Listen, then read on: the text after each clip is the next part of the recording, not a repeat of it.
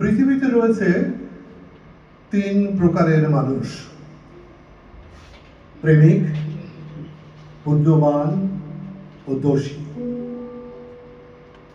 পুণ্যবানেরা জনমভর পুণ্যের রকম সকল বোঝাতে চায়।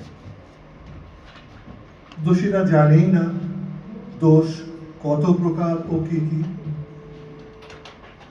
আর প্রেমিক মাত্র অর্ধেক জনম ধরে দুলে দুলে ভালোবাসার বানান মুখস্থ করে, বুঝতে চায় কি তার মানে।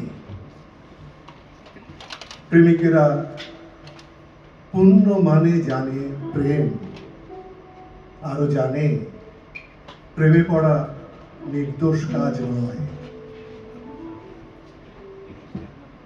এক একজন প্রেমিক আসলে একের মধ্যে তিন। তাহলে পৃথিবী তিন প্রকারের মানুষদের কেন? মানুষের একটাই মাত্র পৃথিবী, তা শুধু প্রেমিকদেরই হতে পারে।